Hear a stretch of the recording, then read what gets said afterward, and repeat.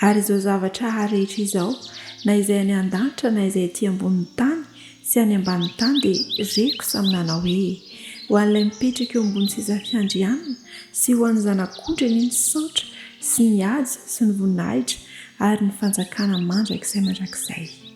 Apokalipsy 3:1-7. Rehefa manao fotoam-pivavahana ety an-tany isika any an-tokantrano dia miaraka amintsika koa ny anjelin'ny lanitra ary mahafaly ny maheno an'izany hoe ianao ety an-tany manao fotoam-bavaka dia any an-danitra misy fotoam-bavaka ihany koa hotronony any an-danitra isika. Ary fanandramana mahafinaritra izany itsika amin'izao vaninandro moderna izao mahay an'ity teknôlôjia moderna ity dia indraindray miresaka misy fotoam-pivavahana atao amin'ny toerana anankiray lavitra dia io ilay ataontsika hoe direct zany dia mahita koa ny any ivelany any miaraka eo dia mifankahita eo ka be lavitra manoatra lavitra noho izany ny fotoam-bavaka atao ety an-tany dia ny any an-danitra koa mahita azy. Misy andalan'ny teny izay jerentsika ao amin'ny Efesianina 4:5-5. Efesianina 4:5-5 ary matanjaka be io andalan'ny teny ao amin'ny tenin'Andriamanitra io. Andeha jerentsika izay voasoratra ao amin'ny Efesianina 4:5-5. Hoy ny tenin'Andriamanitra manao hoe vakitsika amin'ny anaran'i Jesosy izay ahazon'ny fianakaviana rehetra any an-danitra sy ety an-tany anarana. Fianakaviana ety an-tany anarana. Ny fianakavian'Andriamanitra ety an-tany zany dia izao ireo fianakaviana tia vavaka, fiangonana tia vavaka ka na iza tafiditra ao anatin'izay antoko izay dia fianakavian'Andriamanitra ety an-tany. Fiderana sy fisaorana avy amin'ny fiangonana ety an-tany dia akamban'Andriamanitra amin'ny fiderana sy ny fisaorana ataon'ny anjely any an-danitra any. Mahafinaritra ny maheno an'izany hoe rehefa mivavaka ao tokantrano hoe ianao miara-mivavaka dia misy anjely koa any an-danitra any miaraka amintsika manao an'izay fotoam-pivavahana izay.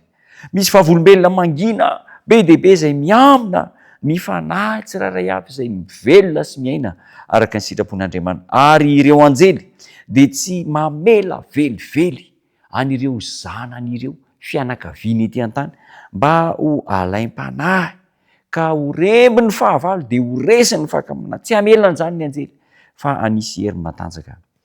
Raha mbola misy fanantenana, raha mbola misy tsy manohitra ny antso ny fanahy masina dia ambena ny mpon'ny lanitra ireny olona ireny.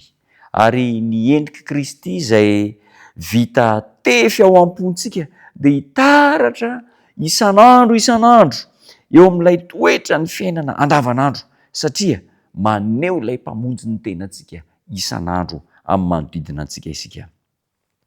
Ampanantenaina isika, ampirisihan'Andriamanitra hiteny fa na inona angatahantsika, na inona tediavintsika dia omendr'Andriamanitra antsika izany.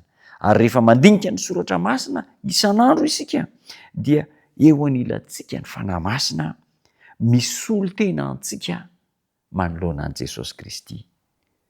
Inona no tokony ho tadidintsika zany androany?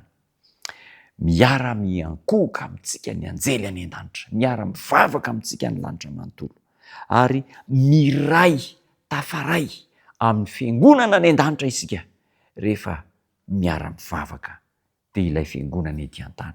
Mahafinaritra izany, maharavoravo zany, manome fifaliana, manome hery zany hoe rahampitso andao hivavaka ohatran'ny tsy androntsika indray zany ilay hivavahana rahampitso raha afaka pitso raha hariva satria efa miandro fotsiny ilay anjely any an-danitra, ilay fianakavianantsika any an-danitra hiaraka hivavaka amintsika.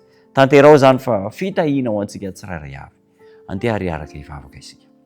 Tombo tsara misaotra anao izahay no ny hery menao anay, misaotra anay no nitoka atolotra ao anay fa misy fianakaviana any an-danitra dia anjely be dia be miara-mivavaka aminay. Tahio izahay hamasiny ny fotoam-bavaka ataony isan'ny tokantrano isan'andro amin'ny anaranao Jesosy Tompo. Amen.